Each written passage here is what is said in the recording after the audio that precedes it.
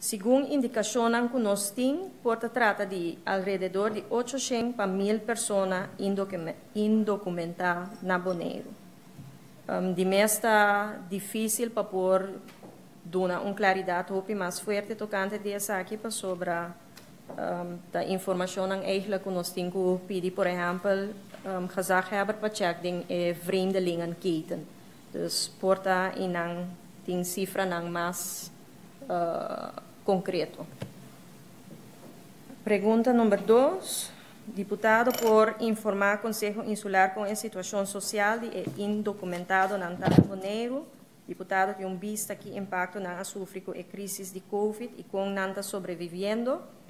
Em vista que a entidade pública Bonaire tem por meio de informação de organização comunitária e social que está em contato direto com o grêmio de indocumentado, nós temos vista.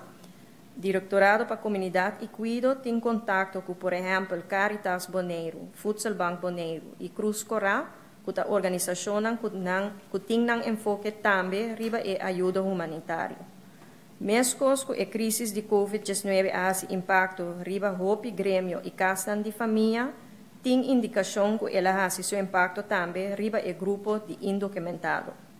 De quadro de ajuda humanitária durante o período, estava tem repartição de paquetes de comida, caminho Voedselbank, Caritas e alguma igreja a indicar que o indocumentado também a pedir e a receber ajuda. Fração de UPB na altura que o governo não está dando nenhuma ajuda humanitária na pessoa sem documentação. Deputado por explicar motivo para essa aqui. Deputado na altura que consequência essa aqui por tem para a saúde pública de Bonaire e que o plano de governo tocante de essa aqui em futuro cercano.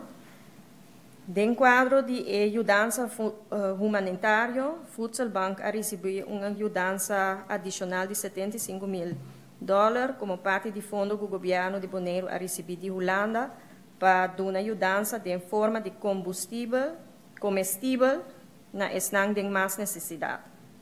De parte de comunicação, a urge para tradução e adaptação de material também, por exemplo, o idioma espanhol, justamente para poder alcançar migrantes, pero também indocumentados.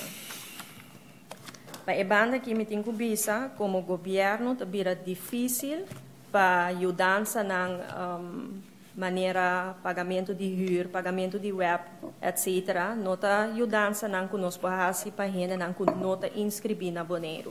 Mesmo coisa também para, por exemplo, understand